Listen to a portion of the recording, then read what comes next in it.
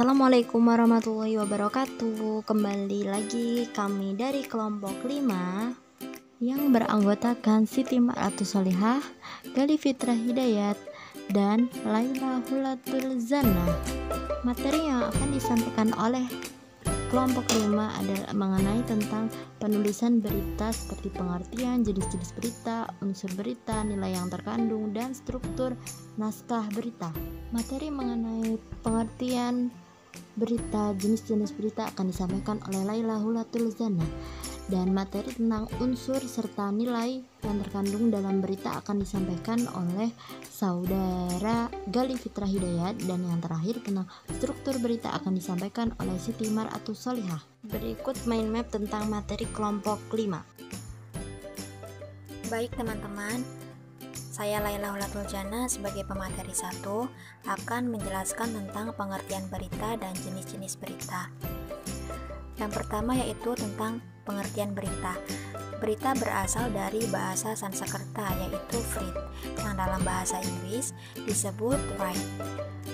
Sebagian juga ada yang menyebut dengan berita yang berarti kejadian atau yang akan terjadi. Selanjutnya, menurut Kamus Besar Bahasa Indonesia karya WJS Purwadarminta, berita berarti kabar atau warta. Sedangkan dalam Kamus Besar Bahasa Indonesia terbitan Balai Pustaka, arti berita diperjelas menjadi laporan mengenai kejadian atau peristiwa yang hangat.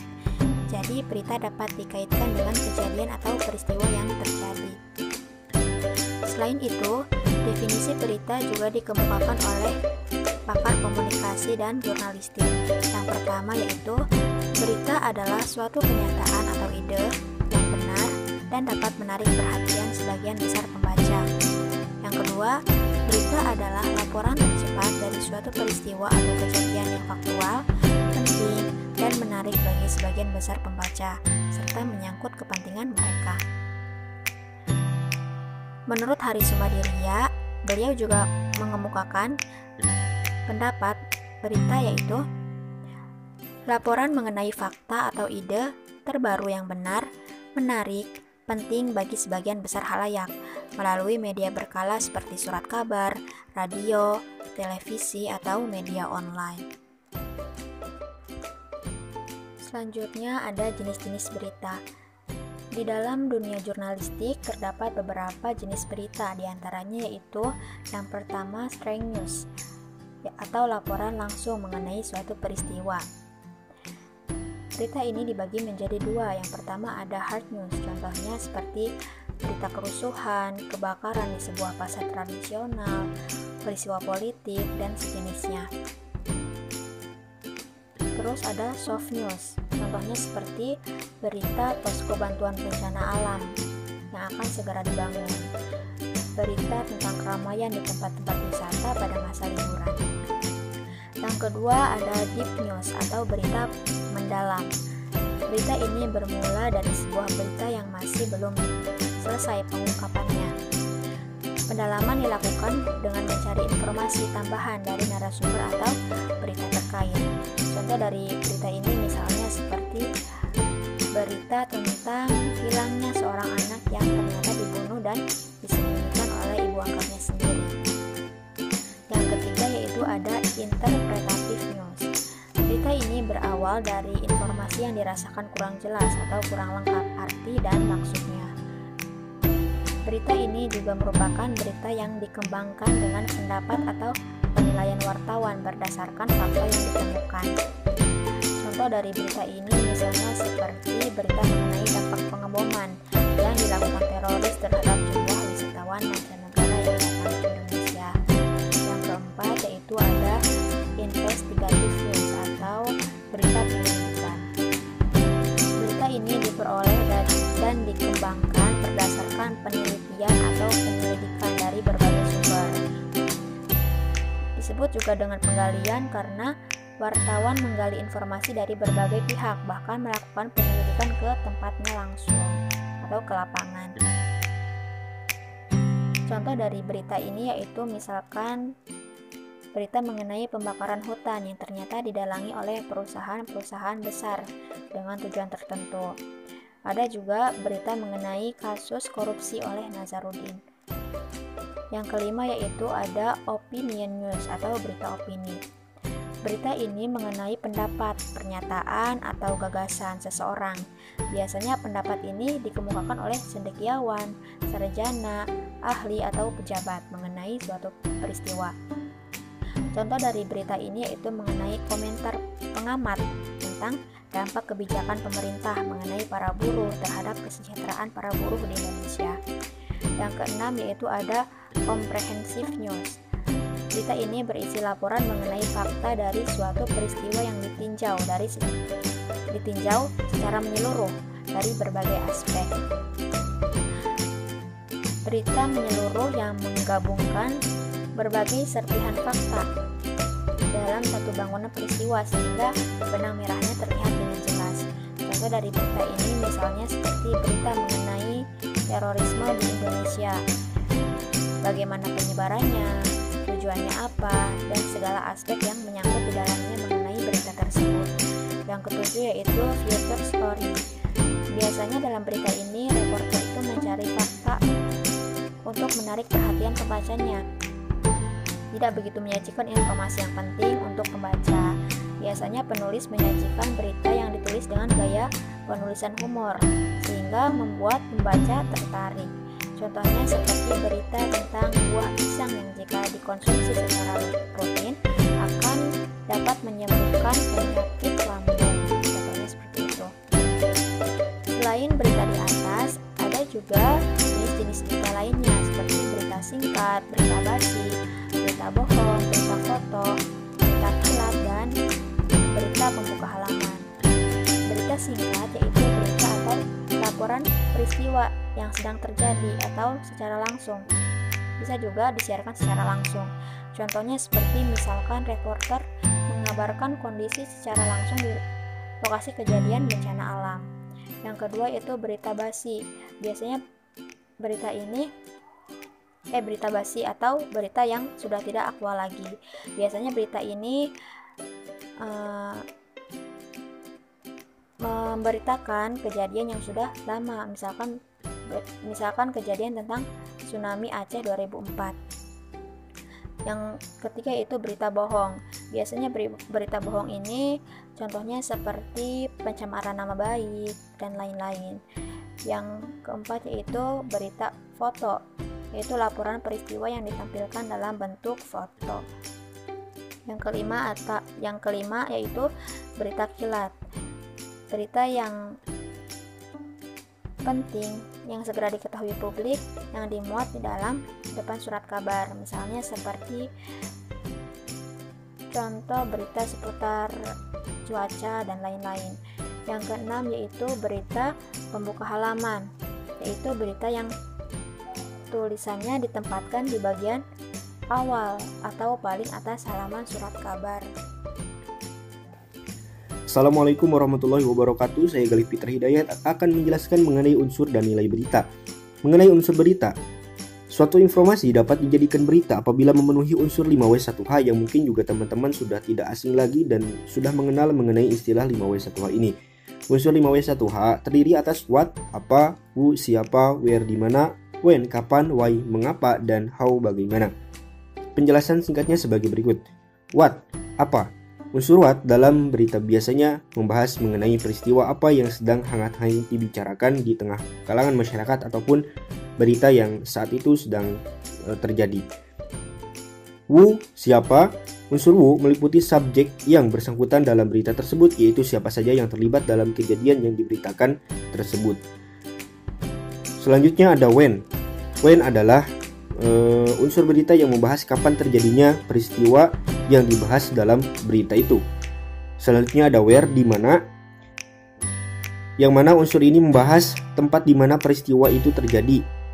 Berita tentunya harus memuat lokasi kejadian sehingga berita ini jelas dan dapat dengan mudah dipahami. Selanjutnya ada why, mengapa. Unsur why merupakan bagian yang menjelaskan mengapa peristiwa itu bisa terjadi. Dan yang terakhir ada how, bagaimana.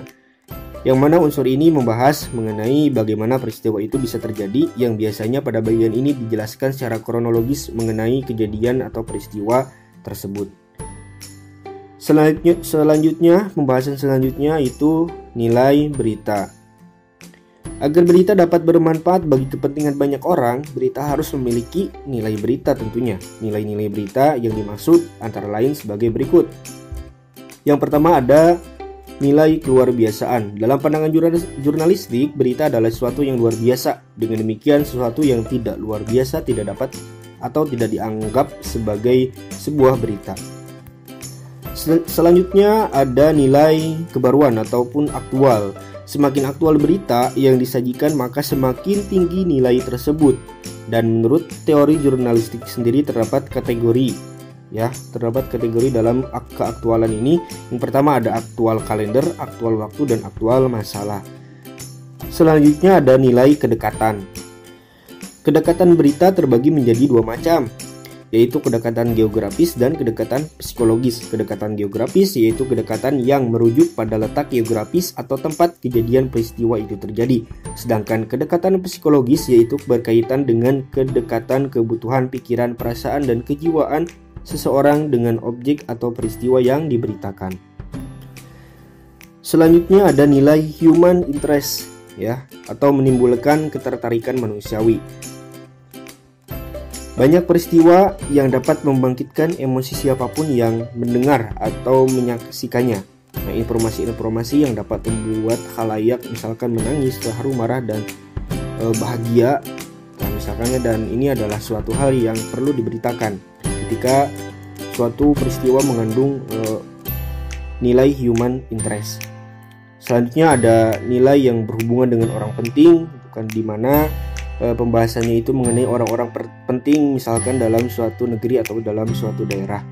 Selanjutnya ada nilai menimbulkan dampak bagi masyarakat. Sebuah peristiwa disebut sebagai berita apabila peristiwa itu, kejadian itu mempunyai dampak negatif bagi kepentingan banyak orang ataupun dampak positif bagi kepentingan banyak orang. Selanjutnya nilai yang terakhir dalam berita yaitu informatif. Nah, dalam kehidupan bermasyarakat, informasi menjadi kebutuhan pokok. Oleh sebab itu, media massa berusaha mengumpulkan, mengolah, dan menyebarkan berbagai informasi yang dibutuhkan oleh masyarakat. Jadi, dalam nilai informatif ini kita harus bisa menyediakan informasi-informasi yang memang dibutuhkan oleh masyarakat. Seperti itu. Ya, mungkin sekian dari saya. Terima kasih. Saya Siti Maratus Solihah, pemateri yang ketiga.